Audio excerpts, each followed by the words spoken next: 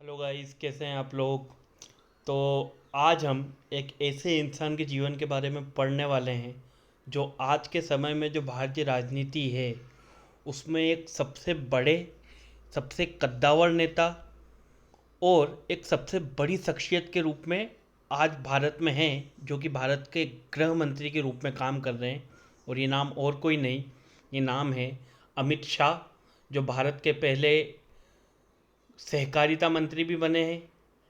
तो अमित शाह वो नाम है जो कि नरेंद्र मोदी के नाम के साथ तब से जुड़ा हुआ है जब से ये दोनों बीजेपी में आए थे, और संघ के एक प्रचारक के रूप में मोदी जी ने जब ज्वाइन किया था, और उसी समय के आसपास जब अमित शाह भी गुजरात में एबीवीपी के एक कार्यकर्ता के रूप में पहले काम कर रहे थे। तो इन दोनों का एक तरीके से जो राजनीतिक पूरा करियर रहा है, पॉलिटिकल करियर, वो एक साथ ही शुरू हुआ था। और इनकी ये जो दौड़ रही है एक कार्यकर्ता से ऐसी दो धुरी बनने की जिसके आसपास आज पूरी भारतीय जनता पार्टी घूम रही है, तो ये एक बहुत बड़ी कथा से कम नहीं है। ये कोई बहुत बड़ी, आप कह सकते सफलता से कम नहीं है कि ऐसे दो लोग जिनका बीजेपी के अंदर कोई अस्तित्व अस्तित्व का मतलब मैं ये कहना चाहता हूँ कि एक ज़मीन से जुड़े नेता जो कि एक सिंपल सादे कार्यकर्ता के रूप में इस पार्टी से जुड़े थे, आज वो इस पार्टी के सर्वे सर्वा बन चुके हैं। और नरेंद्र मोदी का राइज कहीं ना कहीं अमित शाह का जो पॉलिटिकल एक्यूमन है, जो अमित शाह की रणनीति है, जो अमित शाह की राजनीतिक सोच है, उसका ही परिणाम है। क्या नरेंद्र मोदी और अमित शाह मिलकर भारत के दो सबसे ताकतवर और प्रभावशाली नेता बन चुके हैं। तो चलिए पढ़ना शुरू करते हैं अमित शाह के जीवन के बारे में। तो अमित अनिल चंद्र शाह, इनका जन्म मुंबई में 22 अक्टूबर 1964 को हुआ था। ये गुजराती हिंदू वैष्णव फैमिली से आते थे जो कि बनिया होते हैं। इनके जो परदादा थे वो नगर सेठ थे, जो एक मनसा करके एक जगह थी वहाँ पर। और इनके जो पिता थे अनिल चंद्र शाह, वो मनसा में ही एक व्यापारी थे, और उनका एक सक्सेसफुल, एक काफ़ी अच्छा पीवीसी पाइप का बिजनेस भी था। ये मेहसाना में पहले इन्होंने अपनी स्कूली पढ़ाई की। उसके बाद ये बायोकेमिस्ट्री में ग्रेजुएशन करने के लिए अहमदाबाद चले गए। वहाँ पे CU शाह साइंस कॉलेज से इन्होंने अपना ग्रेजुएशन किया। एक BSc की डिग्री प्राप्त की इन्होंने बायोकेमिस्ट्री में, और देन अपने पिता के बिजनेस में ही जुड़ गए। उन्होंने एक स्टॉक ब्रोकर की तरह भी काम किया, और जो कोऑपरेटिव बैंक्स होते हैं अहमदाबाद में, वहाँ पे भी इन्होंने कार्य किया। यहाँ आप देख सकते हैं, ये है नरेंद्र मोदी, और यहाँ आपको दिख रहे हैं अमित शाह। तो जब नरेंद्र मोदी RSS के एक प्रचारक के रूप में काम करते थे, तब वो बीजेपी के एक कार्यकर्ता थे। उस समय पर इन दोनों का तब से ही साथ रहा है। तो जब से इनका जो पॉलिटिकल करियर शुरू हुआ था, तब से ही इन दोनों की जो एक जोड़ी है और इन दोनों की जो एक साथ है, वो पूरी तरीके से आज तक जमा हुआ है। शाह जो थे, ये राष्ट्रीय स्वयंसेवक संघ RSS से अपने बचपन से ही जुड़े हुए थे। और ये जो उस समय पर एक बालक के रूप में जो इनके घर के आसपास शाखा लगती थी संघ की, उसमें जाते रहते थे। ये फॉर्मली RSS के स्वयंसेवक इनके कॉलेज डेज में बने, जब ये अहमदाबाद में अपना ग्रेजुएशन करने के लिए गए थे। और नरेंद्र मोदी से इनकी पहली मुलाकात 1982 में हुई थी, जब अहमदाबाद का जो RSS सर्कल था, मतलब RSS के जो भी जुड़े हुए कार्यकर्ता थे अहमदाबाद के, वो सब आपस में मिलते थे। तो उसी दौरान 1982 में, 1982 में ये पहली बार नरेंद्र मोदी से मिले। उस समय पर मोदी जी जो थे वो RSS के प्रचारक थे, और वो जो यूथ एक्टिविटीज़ थी पूरी अहमदाबाद सिटी में, उसके इंचार्ज थे। अगर हम अमित शाह के परिवार की बात करें, तो अमित शाह की जो पत्नी है उनका नाम है सोनल शाह, और इनके बेटे हैं जय शाह। तो जय शाह जो हैं वो अभी वर्तमान में BCCI, जो भारत क्रिकेट कंट्रोल बोर्ड है, उसके सेक्रेटरी भी हैं। तो अमित शाह की माताजी की 2010 में एक बीमारी से मृत्यु हो गई थी। और अमित शाह से जो क्लोज लोग हैं वो ऐसा बताते हैं कि अमित शाह एक इस प्रकार के इंसान हैं जो ज़्यादा सोशलाइज होना पसंद नहीं करते हैं। इनकी 6 बहनें हैं, जिनमें से 2 जो है वो शिकागो में रहते हैं। देन अगर अमित शाह के जीवन को हम यहाँ पर उसे समझना चाहें, सबसे पहले एक उसका एक ओवरव्यू लेना चाहें, तो अमित शाह एक इंडियन पॉलिटिशियन है जो कि करंटली भारत के गृह मंत्री हैं 2019 से, और पहली बार जो मिनिस्ट्री ऑफ कोऑपरेशन बनी थी तो पहले भारत के सहकारिता मंत्री जो हैं जब 2021 से, वो भी है अमित शाह। अमित शाह ने भारतीय जनता पार्टी के प्रेसिडेंट के रूप में 2014 से 2020 तक काम किया, और जो एनडीए जो नेशनल डेमोक्रेटिक अलायंस है उसके भी चेयरमैन के रूप में इन्होंने 2014 से वर्क किया था। लोकसभा में ये पहली बार चुनकर आए 2019 में, जब इन्होंने गांधीनगर से चुनाव जीता। लाल कृष्ण आडवाणी की जो सीट थी वहाँ से ये लड़े थे और 2019 में इन्होंने लोकसभा चुनाव वहाँ से जीता। इससे पहले 2017 में इन्हें राज्यसभा का सदस्य बनाकर गुजरात से भेजा गया था। अमित शाह ने 54 ईयर्स की एज में भारत के सबसे youngest full time home minister के रूप में इन्होंने शपथ ली, और ये भाजपा के एक चीफ स्ट्रेटेजिस्ट, इन्हें चाणक्य की भी एक उपाधि दी गई है। इनके अंदर जो कूटनीति है उसके कारण, इनके अंदर जो एक राजनीतिक समझ है, जो इनकी कूटनीति है, जो इनके तरीके हैं, उसके कारण इन्हें, इनके पॉलिटिकल एक्यूमेन के कारण इन्हें चाणक्य भी कहा जाता है, और ये नरेंद्र मोदी के काफ़ी करीबी माने जाते हैं। और जब गुजरात में नरेंद्र मोदी 2001 से लेकर 2013 तक, जब 12 साल तक नरेंद्र मोदी वहाँ पर एज अ चीफ मिनिस्टर रहे, तो उस समय पे भी जो अमित शाह थे ये नरेंद्र मोदी के काफ़ी करीबी थे, और उस समय इन्हें कई इम्पोर्टेंट मिनिस्ट्री और इनकी जो पावर थी उस समय पे गुजरात गवर्नमेंट में वो काफ़ी ज़्यादा थी। और जब 2014 का लोकसभा इलेक्शन बीजेपी ने जीता था, तो उस समय पर जो लोकसभा चुनाव के हिसाब से भारत में एक सबसे क्रूशियल स्टेट मानी जाती थी उत्तर प्रदेश, उसके इंचार्ज के रूप में अमित शाह को वहाँ पर पोस्ट किया गया था, ताकि वहाँ पर बीजेपी को ज़्यादा से ज़्यादा सीटें मिल सके। और उस समय पर बीजेपी और एनडीए, मतलब बीजेपी और उनकी जो सहयोगी पार्टी थी एनडीए, वहाँ पर उन्होंने टोटल 80 में से 73 सीट्स को जीता था।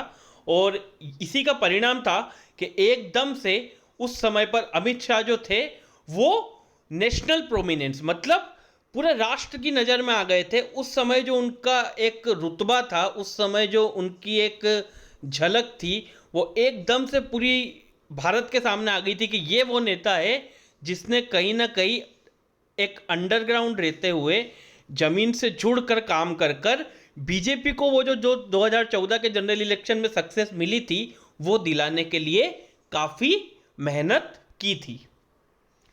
अब हम इनके अगर राजनीतिक करियर की बात करें तो देखिए, जो आरएसएस की स्टूडेंट विंग है, अखिल भारतीय विद्यार्थी परिषद, उसके लीडर के रूप में इन्होंने 1983 में अपना राजनीतिक करियर शुरू किया था। उसके बाद इन्होंने 1987 में बीजेपी ज्वाइन कर ली। एक साल पहले इन्होंने मोदी जी से बीजेपी को ज्वाइन किया था, और ये जो बीजेपी की यूथ विंग है, भारतीय जनता युवा मोर्चा, उसमें एक कार्यकर्ता के रूप में शामिल हुए 1987 में।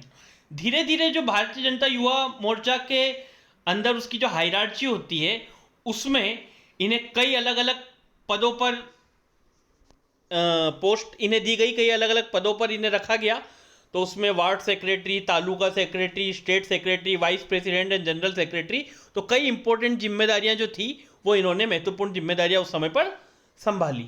उस समय पहली बार जब इनकी जो मैनेजमेंट स्किल्स थी वो सबकी नज़र में कब आई, जब 1991 के लोकसभा इलेक्शन में इन्हें लाल कृष्ण आडवाणी का इलेक्शन कैंपेन मैनेजर बनाया गया गांधीनगर में। और उस समय इन्होंने लाल कृष्ण आडवाणी का जो पूरा चुनावी एक कैंपेन था उसे वहाँ पर मैनेज किया, और काफ़ी अच्छे से मैनेज करके लाल कृष्ण आडवाणी की जो एक जीत थी उसमें काफ़ी अहम योगदान दिया। यहाँ आप देख सकते हैं, यहाँ पर आप देखें तो ये लाल कृष्ण आडवाणी, ये नरेंद्र मोदी, और ये यहाँ पर आपको अमित शाह नज़र आ रहे हैं। तो ये उसी समय की एक पिक है जिस समय लाल कृष्ण आडवाणी गांधीनगर से 1991 में इलेक्शन लड़े थे, और उनका जो पूरा चुनाव का इलेक्शन कैंपेन को मैनेज किया था वो किया था अमित शाह ने। अब उस समय पर जब मोदी और शाह गुजरात में बीजेपी में जुड़े, तब वहाँ पर कांग्रेस पार्टी का पूरी तरीके से राज था। कैसे अमित शाह और इन्होंने मिलकर धीरे धीरे गुजरात से पूरी तरीके से कांग्रेस का सफाया करना चालू किया, यह भी एक काफ़ी इंटरेस्टिंग एस्पेक्ट है। देखिए 1995 में बीजेपी ने अपनी पहली गवर्नमेंट बनाई गुजरात में, और उस समय पर केशुभाई पटेल को मुख्यमंत्री के रूप में चुना गया।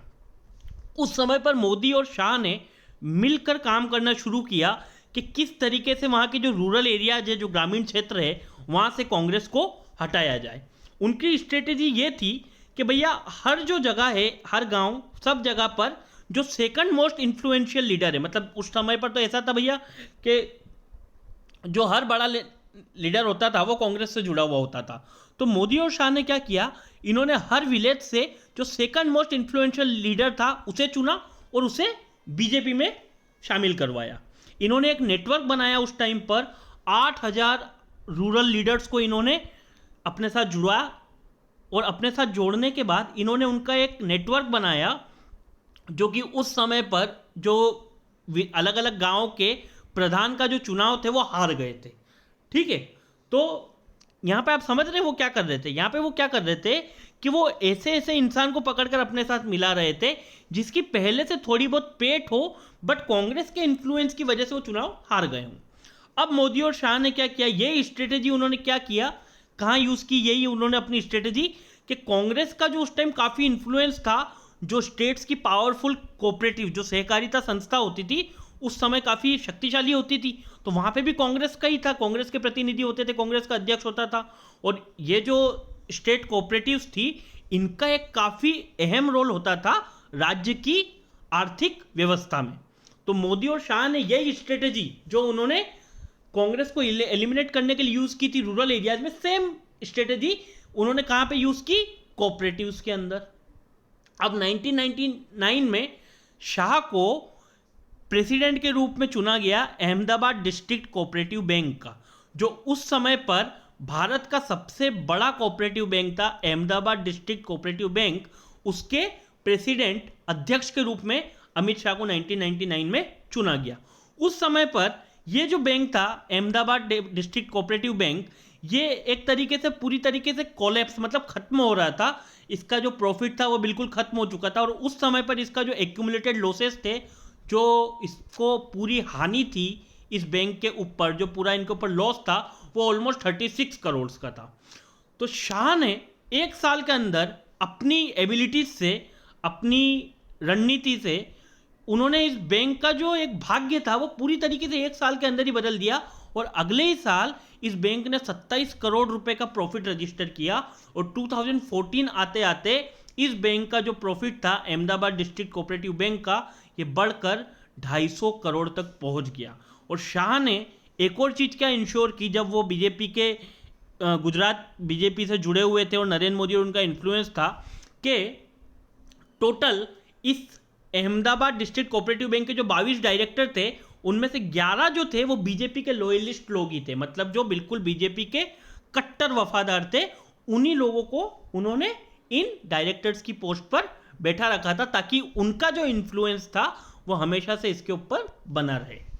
अब मोदी और शाह की जो फ्रेंडशिप थी वो थी तो काफ़ी पुरानी, बट इसने मिलकर जो काम गुजरात में किया, जो काम भारत में किया, तो वो भी काफ़ी एक देखने लायक है कि कांग्रेस जैसी इतनी विशाल पार्टी जिसकी जड़ें इतनी मजबूत थी, दूसरी पार्टियां जो कि काफ़ी इन्फ्लुएंशियल थी, कई ऐसे कद्दावर नेता जो कि अपने अपने राज्यों में अपने अपनी जगहों पर काफ़ी ज़्यादा प्रभुत्वशाली थे, इन्होंने उन सब का प्रभुत्व खत्म कर कर बीजेपी को एक ऐसे दल के रूप में स्थापित कर दिया जिसने हर जगह, चाहे वो आप साउथ हो, चाहे नॉर्थ हो, चाहे नॉर्थ ईस्ट हो, हर जगह जाकर बीजेपी ने कहीं ना कहीं वहाँ के पॉलिटिकल डायस्पोरा में अपनी एक जगह बना ली है।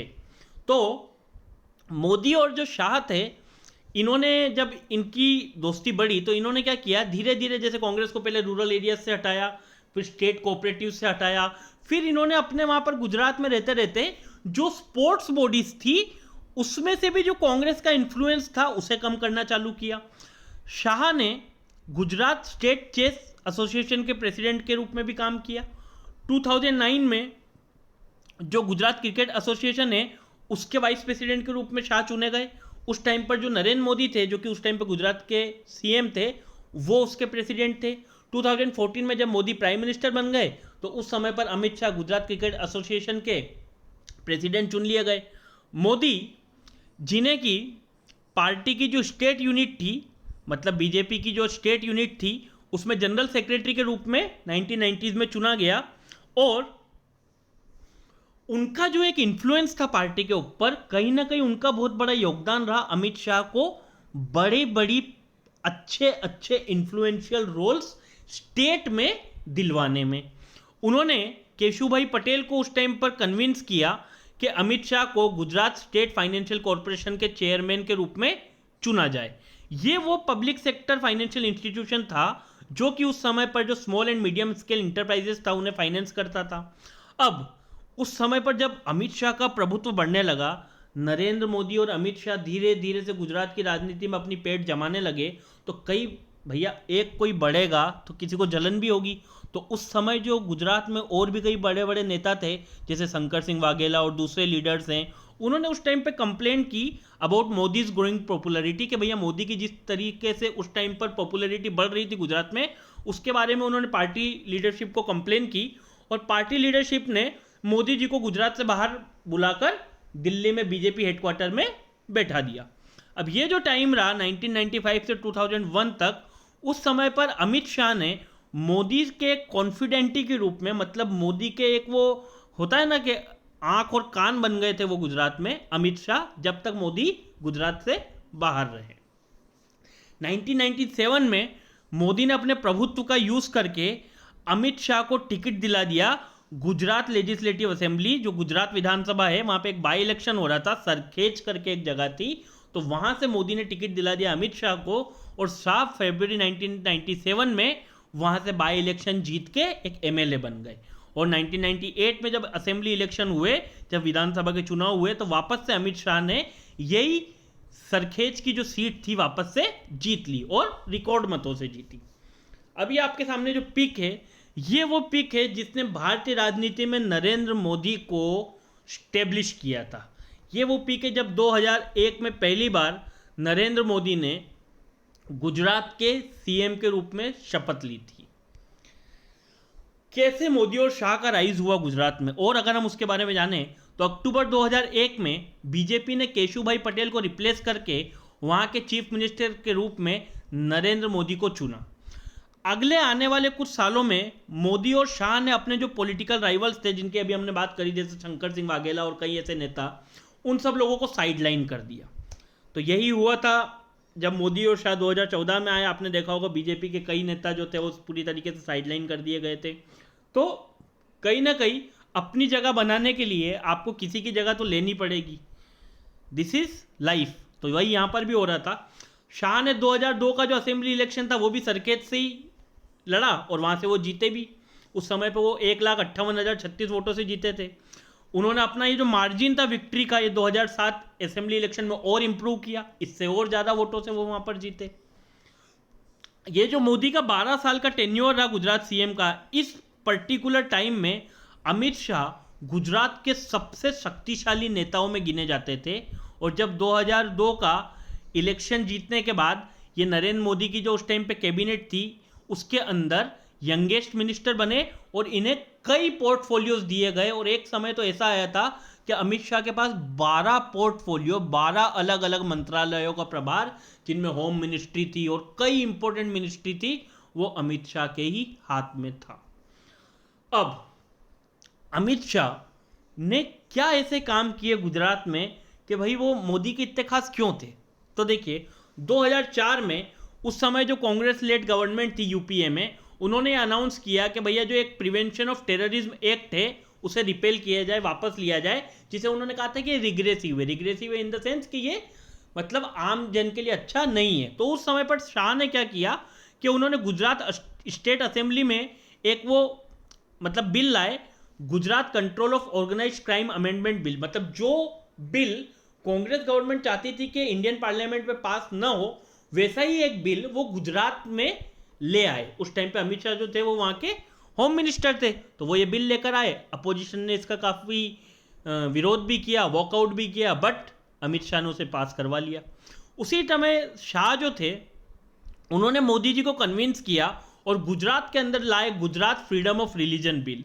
ये जो बिल था, इसने जो रिलीजियस कन्वर्जन होते थे, जो धर्म बदलने का एक जो सिस्टम था, जो धर्म उस टाइम पे काफ़ी ज़्यादा धर्मांतरण हो रहा था, एक धर्म से दूसरे धर्म में लोग जा रहे थे, तो उसे काफ़ी डिफिकल्ट बना दिया स्टेट ऑफ गुजरात में। उसमें कई रूल्स, कई रेगुलेशंस बना दिए गए। तो अमित शाह ने जो कन्वर्जन हो रहा था, रिलीजियस कन्वर्जन, उसे रोकने के लिए ये बिल भी लाए। शाह पे हमेशा ये आरोप लगते रहे हैं कि उन्होंने हमेशा अपने पॉलिटिकल वेंडेटा को आगे बढ़ाने के लिए सभी को साइडलाइन कर दिया। तो अमित शाह होम मिनिस्टर रहे थे, तो उन्होंने ये भी, उनके ऊपर आरोप उस समय पर लगे कि कई ऐसे पुलिस ऑफिसर्स जिन्होंने गुजरात गवर्नमेंट के खिलाफ टेस्टिफाई किया था in the case of fake encounters और 2002 राइट्स, उन्हें पूरी तरीके से साइडलाइन कर दिया गया। ठीक है। और उनके ऊपर ये भी आरोप लगते रहे हमेशा कि वो कई बार जो electoral constituency delimitation exercise, it means, ये जो आप पढ़ रहे हैं, यहाँ पे आप जो देख रहे हैं, this is electoral constituency delimitation exercise. It means कि जो सीट्स होती है विधानसभा में, उन्हें बदलने का मतलब, पर्टिकुलर सीट्स में जितना एरिया आता है उसे चेंज करके एक नई कॉन्स्टिट्यूंसी बना दी जाए, that is called delimitation exercise. और उनके ऊपर ये भी उस समय पर आरोप लगे थे कि वो ऐसा इसलिए करना चाहते हैं जिससे कि बीजेपी को गुजरात में पॉलिटिकली और ज़्यादा फायदा हो सके। अब जब इंसान ऊपर जाता है तो कहीं ना कहीं उससे कुछ गलतियां भी होती है या फिर उसे नीचे भी खींचा जाता है। तो अमित शाह के साथ भी वही हुआ। अमित शाह का जो पॉलिटिकल राइज था वो इतना तेज था कि उनके जो दुश्मन थे या फिर उनके द्वारा जो किए गए कार्य थे, वो उस समय जो उनकी अपोजिशन पार्टी थी और जो उनके खिलाफ लोग थे, उन्हें बिल्कुल फुटी आंख भी नहीं सुहा रहा था।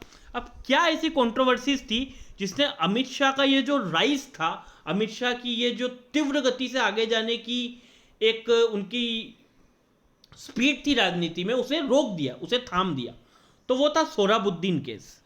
2010 में अमित शाह के ऊपर ये आरोप लगे कि उन्होंने सोहराबुद्दीन शेख, उनकी वाइफ कोसर बी और सोहराबुद्दीन शेख के एक जो एसोसिएट थे तुलसीराम प्रजापति, इन लोगों को मारने का एक एक्स्ट्रा जुडिशियल जो किलिंग्स थी उसे ऑर्केस्ट्रेट किया था। मतलब पूरी तरीके से इस किलिंग्स को ऑर्केस्ट्रेट करने का जो काम था वो अमित शाह ने किया था।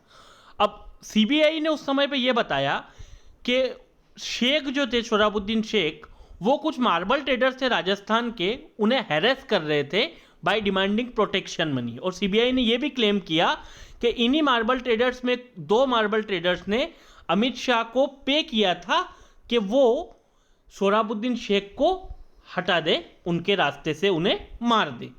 अलोंग विथ पुलिस ऑफिसर उस टाइम पे थे जो डीआईजी डीजी वंजारा और जो उस समय पे एसपी थे राजकुमार पांड्यान, इन दोनों को और अमित शाह को उन लोगों ने पे किया था कि सोहराबुद्दीन शेख को उनके रास्ते से हटा दिया जाए। सीबीआई ने जब कोर्ट में फोन रिकॉर्ड्स, कॉल रिकॉर्ड्स भी वहाँ पे प्रेजेंट किए, जिसमें ये दिखाया गया कि जो शाह थे अमित शाह, वो उस समय पे ये जो एक्यूज पुलिस ऑफिसर थे डीजी वंजारा और एसपी राजकुमार पांड्यान, इनसे टच में रहे थे जब ये विक्टिम्स कस्टडी में थे। तो इनकी जो डेथ हुई थी वो कस्टडी में ही हुई थी और इसलिए अमित शाह के ऊपर ये आरोप लगे कि उन्होंने ऑर्केस्ट्रेट किए इन लोगों की किलिंग्स। पर अमित शाह जो थे उन्होंने अपने बचाव में उस समय ये कहा कि चूंकि वो उस समय पर स्टेट के होम मिनिस्टर थे, गृह मंत्री थे, तो जो स्टेट के पुलिस ऑफिसर्स थे उनसे उनकी बातचीत तो होना एक कॉमन बात थी और वो हमेशा यूजुअली स्टेट के जो पुलिस ऑफिसर्स थे उनसे डायरेक्टली ही कांटेक्ट करना प्रीफर करते थे ताकि जो भी डिसीजन मेकिंग हो वो उन्हें पता हो। ठीक है। नाउ शाह ने उनके खिलाफ लगाए गए जो सारे आरोप थे उन्हें पूरी तरीके से उन्होंने झुटलाया और उन्होंने कहा कि ये पूरी तरीके से राजनीतिक रूप से मोटिवेटेड उनके ऊपर आरोप लगाए जा रहे हैं, क्योंकि उस समय पे सेंट्रल गवर्नमेंट जो थी वो कांग्रेस लेड यूपीए थी। ठीक है। उन्होंने भी ये पॉइंट आउट किया कि भैया उनका जो टेन्योर था होम मिनिस्टर का गुजरात के रूप में, उस समय पे उनकी स्टेट्स में जो नंबर ऑफ पुलिस एनकाउंटर थे वो काफ़ी कम थे और इसी समय पर जो पूरे देश में ऑल अराउंड 1500 एनकाउंटर्स हुए थे। तो इसके बजाय कि बाकी जो इतने सारे एनकाउंटर जो देश में हो रहे थे उन पे जांच की जाए, कांग्रेस के द्वारा सीबीआई को उनके पीछे लगा दिया गया था ताकि उन्हें कहीं ना कहीं इस मामले में फंसाया जा सके। तो 2010 में जो पुलिस कमिश्नर थी गीता जौहरी, जिन्होंने पहली बार इस सोहराबुद्दीन केस को इन्वेस्टिगेट किया था, उन्होंने ये क्लेम किया कि सीबीआई द्वारा उन्हें प्रेशराइज किया जा रहा था कि वो गलत तरीके से अमित शाह को सोहराबुद्दीन केस में फंसाए, उनका नाम ले। यही जो टाइम था अमित शाह का डाउनफॉल चालू हुआ। अमित शाह को 25 जुलाई 2010 को अमित शाह को सोहराबुद्दीन केस में कनेक्शन के आरोप पर गिरफ्तार कर लिया गया।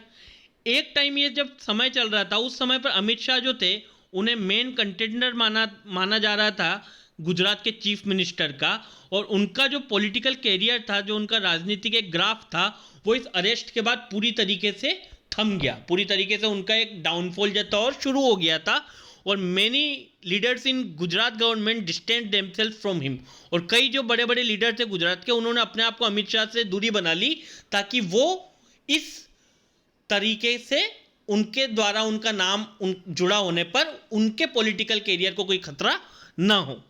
उनके जो फेलो मिनिस्टर्स थे वो हमेशा से अमित शाह को एक ऑटोक्रेटिव पर्सन के रूप में, ऑटोक्रेटिव पर्सन मतलब एक तानाशाह जो सिर्फ अपनी चलाना चाहते हैं, उस तरीके से उनको मानते थे, उन्हें इस तरीके से हमेशा प्रेजेंट किया जाता था। और जब शाह ने बेल के लिए अप्लाई किया तो सीबीआई ने इस चीज़ पर भी कंसर्न्स उठाए थे, इस चीज़ पे चिंता जाहिर की थी कि अगर अमित शाह बाहर आते हैं तो कहीं ना कहीं वो अपने पॉलिटिकल पावर का यूज़ करेंगे, जिससे कि जो न्याय है उसे होने से वो रोक सके। 29 अक्टूबर 2010 को गुजरात हाई कोर्ट ने उन्हें बेल दे दी 3 महीने के लिए। बट अगले ही दिन जब कोर्ट्स बंद थे तब जस्टिस आफ्ताब आलम जो थे उन्होंने एक पिटीशन अपने घर पे सुनी, जिसमें कि ये कहा गया था कि अमित शाह को गुजरात में इंटर होने से रोका जाए। तो उस समय पर उन्होंने ये ऑर्डर दिया था कि अमित शाह गुजरात के अंदर नहीं आ सकते, और इस तरह फोर्सफुली अमित शाह को स्टेट से 2010 से 2012 तक बाहर रखा गया। And in between this time Amit Shah was not allowed to enter into Gujarat. सितंबर 2012 में सुप्रीम कोर्ट ने उन्हें बेल ग्रांट करी और अलाउ किया कि वो वापस से गुजरात जा सकते हैं। तो 2012 के असेंबली इलेक्शन में अमित शाह नारायणपुरा कॉन्स्टिट्यूएंसी से चुनाव लड़े और जीते भी। ये जो नारायणपुरा कॉन्स्टिट्यूएंसी थी, ये डीलिमिटेशन के बाद वही सरखेज करके जहाँ से अमित शाह चुनाव जीतते रहे थे उसी में जुड़कर ये बनी थी। तो यहाँ से अमित शाह 2012 में चुनाव जीते। 2014 में अमित शाह को पूरी तरीके से सोहराबुद्दीन केस में से डिस्चार्ज कर दिया गया एक स्पेशल सीबीआई कोर्ट के द्वारा, ये कहते हुए कि उनके खिलाफ कोई भी ऐसे सबूत और कुछ भी नहीं है, गवाह वगैरह, जिससे कि उन्हें इस केस में दोषी माना जा सके।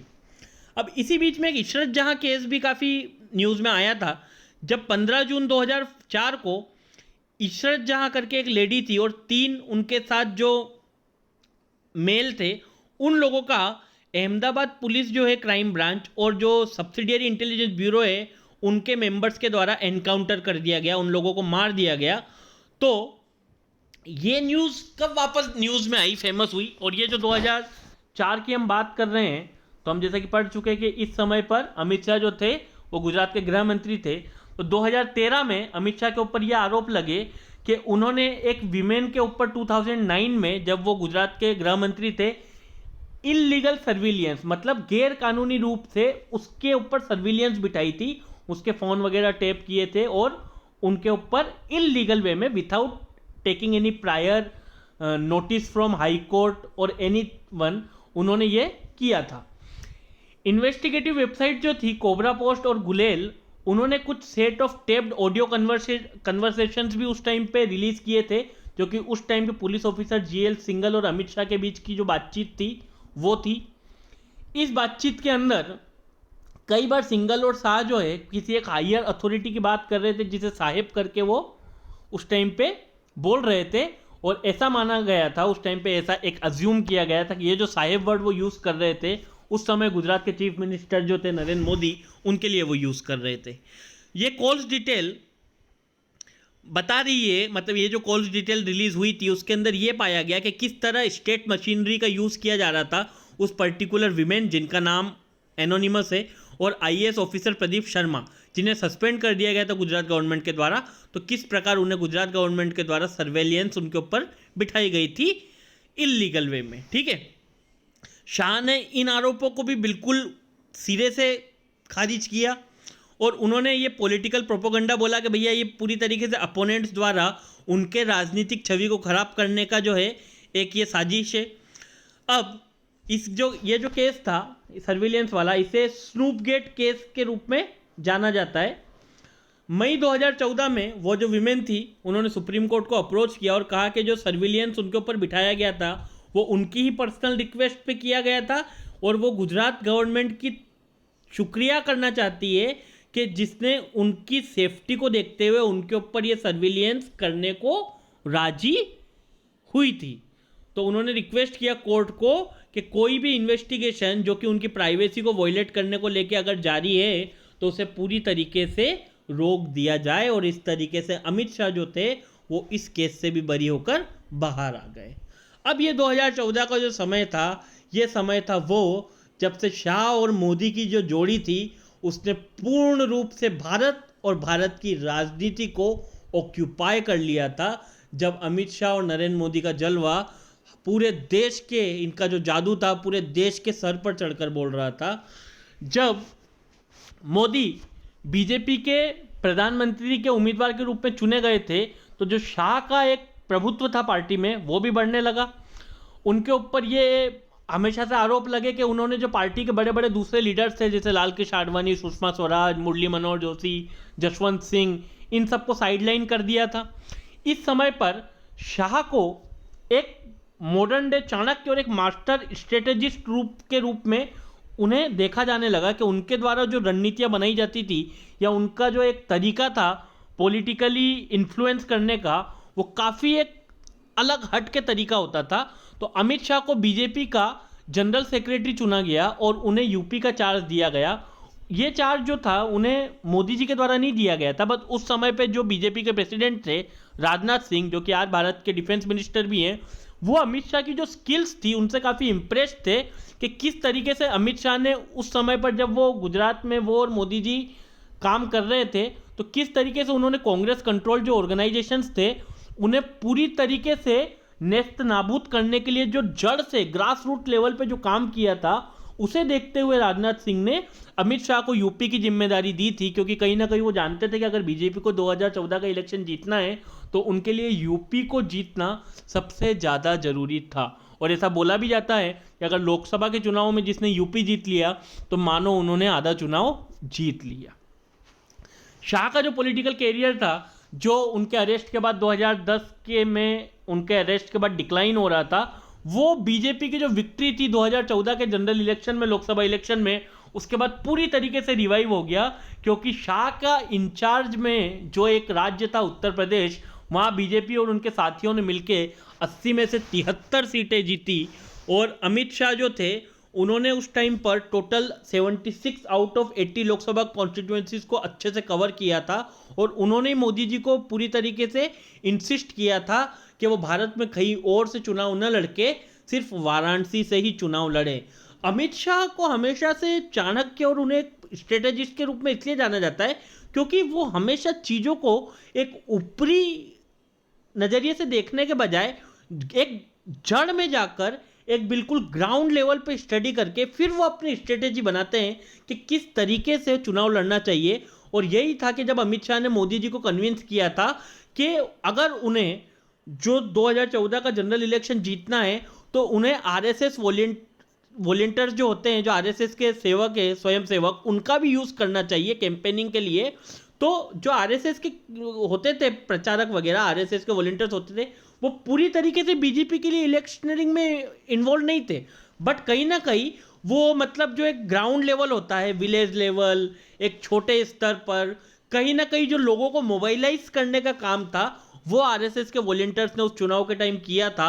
और इसी कारण जो आरएसएस का एक बहुत बड़ा आप कह सकते हैं कि कंट्रीब्यूशन था उस टाइम पर बीजेपी की जो विन में, तो वो हम सब लोग अच्छे से जानते हैं। अब जो क्रिटिक्स हैं वो हमेशा से एक्यूज करते रहे शाह को कि उन्होंने यूपी वोटर्स को उस टाइम पे पोलराइज करने की भी कोशिश की गई। कई बार उनके ऊपर ये बयान लगे कि उन्होंने कई जगह पर ऐसे बयान दिए, ऐसे भाषण दिए जो कहीं ना कहीं लोगों को पॉलिटिकली पोलराइज करने के लिए या फिर एक पर्टिकुलर धर्म को एक तरफ झुकाने के लिए या फिर एक धर्म के लोगों को खुश करने के लिए और एक धर्म के लोगों को मतलब टारगेट करते हुए उनके बयान रहते थे। शाह ने बीजेपी का जो इलेक्शन कैंपेन था आउटसाइड उत्तर प्रदेश, उसकी स्ट्रेटेजी बनाने में भी 2014 के जनरल इलेक्शन में एक इम्पोर्टेंट रोल प्ले किया। और उन्होंने ये बोला था उस समय पर कि भैया एक जो मोदी जी की इमेज है एक स्ट्रॉन्ग लीडर के रूप में, उसी के ऊपर फोकस किया जाए। और कई बार तो वो मोदी जी के विपक्ष में भी बोले, मोदी जी का विरोध भी किया उन्होंने कई मुद्दों पर, जब ये कैंपेन इलेक्शन का चल रहा था। अब ये जब इमेज आप देख रहे हैं, ये इमेज वो है जब 2014 में नरेंद्र मोदी भारत के प्रधानमंत्री बने और बीजेपी को एक भारी बहुमत से जीत मिली थी। तब अमित शाह को बीजेपी के प्रेसिडेंट के रूप में चुना गया, क्योंकि राजनाथ सिंह जो थे वो भारत के होम मिनिस्टर बन चुके थे। जुलाई 2014 में बीजेपी की जो संसदीय कार्य समिति है, उन्होंने निर्विरोध अमित शाह को भारतीय जनता पार्टी का राष्ट्राध्यक्ष चुना। पार्टी प्रेसिडेंट बनते ही अमित शाह ने एक एग्रेसिव मेंबरशिप ड्राइव, मतलब बीजेपी में लोगों को जोड़ने की जो एक मुहिम थी, वो एक एग्रेसिव तरीके से शुरू की और मार्च 2015 तक बीजेपी के 10 करोड़ कार्यकर्ता होने की उन्होंने घोषणा की। 24 जनवरी 2016 को उन्हें बीजेपी पार्टी का प्रेसिडेंट चुन लिया गया। और अमित शाह का जो पीरियड रहा है ये प्रेसिडेंसी का, ये बीजेपी के लिए काफ़ी एक सक्सेसफुल पीरियड रहा। 2014 से 2016 के बीच में बीजेपी ने महाराष्ट्र, हरियाणा, जम्मू कश्मीर, झारखंड, आसाम, इन सब स्टेट्स में चुनाव जीते। बट इस समय पर बीजेपी दिल्ली और बिहार में चुनाव हार गई। ऑल्दो दिल्ली में तो आम आदमी पार्टी की सरकार बनी थी, बट बिहार में जब जेडीयू पहले तो आरजेडी के साथ जुड़ी थी, बाद में नीतीश कुमार जेडीयू से आरजेडी से अलग हो गए थे और उन्होंने बाद में बीजेपी के साथ मिलकर गठबंधन सरकार चलाई। और अभी थोड़े समय पहले फिर से उन्होंने बीजेपी छोड़ के जेडीयू के साथ हाथ मिलाकर सरकार बना ली। शाह ने तो 2017 के असेंबली इलेक्शन थे जो उत्तर प्रदेश और उत्तराखंड में हुए थे, वहाँ पे भी शाह ने जो कैंपेनिंग थी उसे पूरे एक बढ़ चढ़कर उसमें उन्होंने हिस्सा लिया। पूरी कैंपेनिंग को उन्होंने अपने स्तर पे कंट्रोल किया और उस समय बीजेपी ने 403 में से 312 सीटें जीतकर उत्तर प्रदेश में सबको चौंका दिया था। बीजेपी ने वही नहीं, जो नॉर्थ ईस्ट का रीजन था वहाँ पे बीजेपी ने मणिपुर में जीत हासिल की। 2017 के जो गुजरात विधानसभा चुनाव थे वहाँ पे रिकॉर्ड छठी बार बीजेपी ने अपनी सरकार बनाई। और 2017 का जो हिमाचल प्रदेश के विधानसभा चुनाव थे वहाँ पे भी बीजेपी ने कांग्रेस को हराकर हिमाचल प्रदेश में भी अपनी सरकार स्थापित की। मार्च 2018 में पहली बार बीजेपी ने जो left ruled north eastern state है त्रिपुरा, वहाँ पे बीजेपी ने पहली बार जीत हासिल की और 2/3 बहुमत बीजेपी को वहाँ पर मिला था। और बीजेपी ने नागालैंड और मेघालय में भी अच्छी खासी बढ़त हासिल की सीटों में और वहाँ पे अपनी साथी पार्टियों के साथ मिलकर वहाँ भी सरकार बनाई। तो इस प्रकार से अमित शाह का जो एक ये दौर रहा राजनीतिक उनका career as a president of BJP, तो ये काफ़ी प्रभुत्वशाली उनका रहा, काफ़ी प्रभावशाली रहा, जिसके अंदर कि उन्होंने कई ऐसी जगह जहाँ पे बीजेपी की प्रेजेंस नेग्लिजिबल थी वहाँ पे भी उन्होंने बीजेपी को एक बड़े दल के रूप में स्थापित करने में सफलता हासिल की। और जब 2019 का जनरल इलेक्शन आया तब जब बीजेपी को एक जीत मिली, उसने अमित शाह को बीजेपी के अंदर मोदी जी के बाद सबसे बड़े नेता के रूप में स्थापित पूर्ण रूप से कर दिया। उस समय अमित शाह ने बीजेपी वर्कर्स जो थे उन्हें एक नारा दिया था, अब की बार 300 पार। और उस समय बीजेपी ने मिशन एकम्प्लिश भी किया उनकी लीडरशिप में और उनकी जो पोजीशन थी एक undisputed king of India's political terrain, मतलब भारतीय राजनीति के एक निर्विरोध राजा के रूप में अमित शाह उस समय पर स्थापित हो गए थे। ये पिक आप जो देख रहे हैं ये 2019 का जब लोकसभा चुनाव बीजेपी ने जीता था, तो उस समय जब अमित शाह और नरेंद्र मोदी जी मतलब भाजपा कार्यालय में आए थे, तो उस समय की पिक आप देख सकते हैं कि इन दोनों नेताओं ने जिस तरीके से पूरे देश की राजनीति में उस समय जो एक इनका इन्फ्लुएंस था, उस समय जो बीजेपी में इनका इन्फ्लुएंस था, वो ये पिक दिखाती है कि किस प्रकार इन दोनों की, अमित शाह की स्ट्रेटेजी और नरेंद्र मोदी का नाम, नरेंद्र मोदी का काम, नरेंद्र मोदी का ऑरा, उसे लेकर बीजेपी ने जिस तरीके से चुनाव लड़ा और उनकी स्ट्रेटेजी से जीता, तो वो एक काफ़ी इम्पोर्टेंट स्टेप था, एक इम्पोर्टेंट फेज था अमित शाह के कैरियर का। अब अमित शाह जब 2019 में बीजेपी चुनाव जीती और अमित शाह गांधीनगर से एक लोकसभा सांसद के रूप में चुनकर आए, तो 30 मई 2019 को उन्होंने एक कैबिनेट मिनिस्टर के रूप में ओथ ली और 1 जून 2019 को अमित शाह को गृह मंत्रालय सौंपा गया। अब ये एक पिक आपको दिख रही है, इसमें नरेंद्र मोदी आपको दिख रहे हैं पिक में, और इसमें पीछे जो आप देख रहे हैं 370 हटाओ, आतंकवाद मिटाओ, देश बचाओ, तो उस समय पर बीजेपी जो है वो शुरू से, अटल बिहारी वाजपेयी की भी आपने कई स्पीचेस सुनी होगी, या फिर बीजेपी के आपने जो अगर पहले चुनाव की रैलीज वगैरह देखी होगी, तो अटल बिहारी वाजपेयी का एक लोकसभा में बहुत फेमस भाषण भी था कि हम तो हमेशा से ही चाहते हैं कि धारा 370 को हम कश्मीर से हटाकर कश्मीर को भारत का एक अभिन्न अंग बना लें, पर चूंकि हमारे पास बहुमत नहीं है इसलिए आज हम ये नहीं कर सकते, पर एक समय आएगा जब हमारा पास बहुमत होगा और ये सारे मुद्दे जो आज हम इन पॉलिटिकल प्रेशर के कारण आज इन फैसलों को लागू नहीं कर पा रहे, उन्हें हम लागू करेंगे। तो इसीलिए पिक मैंने यहाँ पर आपको दिखाने के लिए बताई है कि नरेंद्र मोदी जो थे वो उसी दौर से आए हैं जब बीजेपी चाहती तो थी कि ये सब कुछ करे, बट बीजेपी के पास बहुमत नहीं होता था। तब 5 अगस्त 2019, ये बहुत दिन था जब जो अमित शाह थे वो एक रिजोल्यूशन लाए राज्यसभा में कि जो आर्टिकल 370 है उसे स्क्रैप किया जाए, उसे हटा दिया जाए, और जो जम्मू एंड कश्मीर थी उसे यूनियन टेरिटरी बना दिया गया, और जो लद्दाख थी उसे भी एक अलग यूनियन टेरिटरी बना दिया गया। मतलब पहले जो जम्मू एंड कश्मीर लद्दाख था वो एक ही पार्ट होता था, बाद में आर्टिकल 370 जिससे जम्मू एंड कश्मीर को एक स्पेशल स्टेटस प्रोवाइड किया गया था उसे खत्म कर दिया गया 5 अगस्त 2019 को, और जम्मू एंड कश्मीर और लद्दाख को अलग अलग केंद्र शासित प्रदेशों के रूप में स्टेब्लिश कर दिया गया। अमित शाह ने फिर सितंबर 2019 में उन्होंने इस चीज़ पे भी जोर दिया कि कैसे इंडिया को एक यूनिफाइंग लैंग्वेज की ज़रूरत है। उन्होंने ये कहा कि जो हमारी हिंदी भाषा है उसे हमें बोलना चाहिए, उसे हमें प्रमोट करना चाहिए to represent our country in the world. और एक ट्वीट में उन्होंने ये भी कहा था कि वो सारे भारतीयों से ये अपील करना चाहते हैं कि हम एक हिंदी लैंग्वेज का यूज़ अपने देश में ज़्यादा से ज़्यादा करें, अपनी भाषा के रूप में हम हिंदी भाषा को अपनाएं। अमित शाह वो रहे जिन्हें होम मिनिस्ट्री मिलने के बाद उनके द्वारा लिए गए जो फैसले हैं वो फैसले रहे जो बीजेपी शुरू से चाहती थी कि वो अप्लाई करे, बट हमेशा कुछ पॉलिटिकल प्रेशर्स, हमेशा कुछ गठबंधन के कारण, कुछ गठबंधन के दबाव के कारण वो नहीं कर पाती थी। बट 2019 के चुनाव में एक तरफा जीत के बाद बीजेपी के पास और कोई ऑप्शन नहीं था, बट बीजेपी को ये प्रूव करना था कि वो जो कथनी और करनी में जो फर्क हमेशा से बीजेपी के ऊपर एक इल्जाम लगता रहा था, वो बीजेपी ने अपने ऊपर से दाग धोया। उन्होंने सबसे पहले आर्टिकल 370 को हटाया, उसके बाद एनआरसी भी अमित शाह ने घोषणा की। 19 नवंबर 2019 को राज्यसभा में उन्होंने घोषणा की कि जो एनआरसी है, नेशनल रजिस्टर ऑफ सिटीजन्स, वो पूरे भारत में इम्प्लीमेंट किया जाएगा।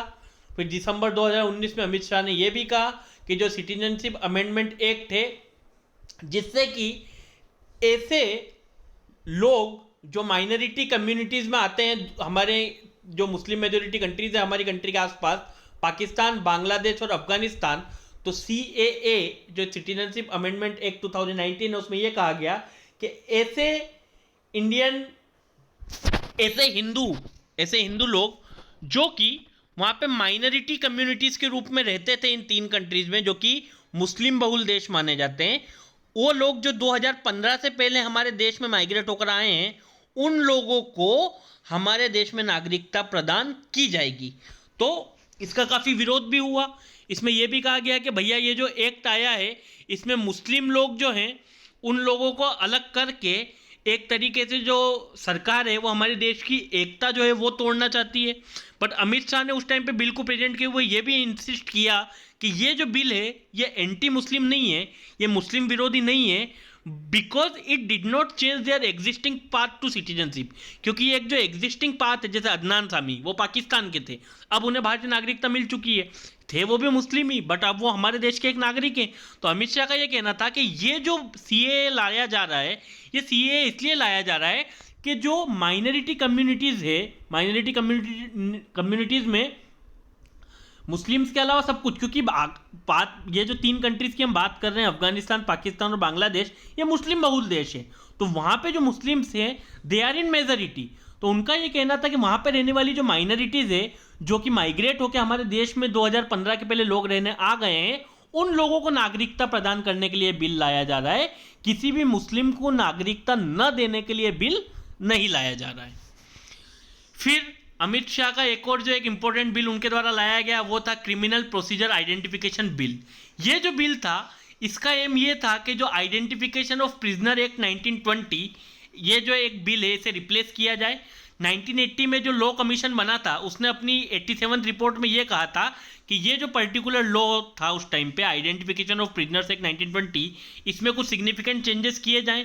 तो ये जो नया बिल आया था क्रिमिनल प्रोसीजर्स बिल, इसके अंदर क्या कहा गया कि ये अलाउ करता है पुलिस को और प्रिजन अथॉरिटीज़ को कि जो भी कैदी वहाँ पर आते हैं उनका इम्पोर्टेंट डाटा, जैसा उनका biological sample, physical sample, retina and iris scans, ये सब जो चीज़ें हैं इन्हें कलेक्ट किया जाए और इन्हें स्टोर किया जाए। और उन्होंने ये कहा कि इसकी वजह से जो एक मतलब स्कोप होता है एविडेंस फॉर कन्विक्शन का, उसे बढ़ाया जा रहा है सरकार के द्वारा। ऐसा डाटा इकट्ठा करने से आगे कहीं ना कहीं जाके जो कन्विक्ट को सजा देने के टाइम जो एक स्कोप होता है फॉर एविडेंस ऑफ कन्विक्शन, उसे बढ़ाया जा रहा है। क्योंकि ये सब चीज़ें कहीं ना कहीं आगे जाके किसी भी कन्विक्ट को सजा दिलाने में या फिर उसे आइडेंटिफाई करने में मददगार साबित होगी। अमित शाह के ऊपर हमेशा ये आरोप लगता रहा कि वो हिंदुत्व के प्रमोटर रहे हैं। तो उनके टाइम जो था जनरल सेक्रेटरी बीजेपी के रूप में, उस समय पार्टी मेंबर्स बोलते थे कि उन्होंने ये एक जो हिंदुत्व की पॉलिटिक्स है जो बीजेपी के लिए एक काफ़ी इंपॉर्टेंट एस्पेक्ट है आज भी उनके एक पॉलिटिकल वेंडेटा के रूप में, तो अमित शाह ने उसे काफ़ी प्रमोट किया। ठीक है।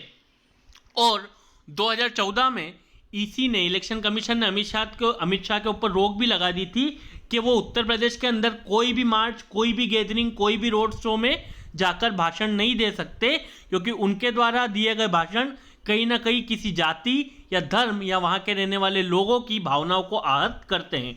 और दिसंबर 2019 में जब हमारे देश में अमित शाह ने सिटीजनशिप अमेंडमेंट जो एक्ट था, जो बिल था, वो लाने की पेशकश हमारी पार्लियामेंट में की थी, तो उस समय हमारे यहाँ जो है US commission on international religious freedom, उन्होंने उस टाइम पे यूएस एडमिनिस्ट्रेशन जो था उनको ये बोला था कि भैया अमित शाह के ऊपर सैंक्शंस लगाए जाएं, उनके ऊपर ट्रेवलिंग सैंक्शंस लगाए जाएं इन केस इंडियन पार्लियामेंट में ये बिल अगर पास होता है तो इतने विरोध के बाद भी उस समय भी अमित शाह ने अपने बिल को वापस नहीं लिया और उन्होंने बिल को पार्लियामेंट में पेश भी किया था।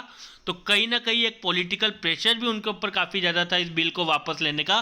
बट अमित शाह, जिनकी छवि हमेशा से एक ऐसा नेता के रूप में बनी है जो कि कड़े फैसले लेने के लिए जाने जाते हैं, जो कि ऐसे कार्य करते हैं जो कई लोगों को पसंद नहीं आते, बट उन्हें जो एक मॉडर्न चाणक्य, उन्हें जो एक बीजेपी के मास्टर स्ट्रेटेजिस्ट, उन्हें जो एक नरेंद्र मोदी के क्लोज एड, या फिर उन्हें एक बीजेपी के जो उस नेता की एक छवि मिली है जिसने कि बीजेपी को वापस से हमारे देश में स्थापित करने का काम किया है।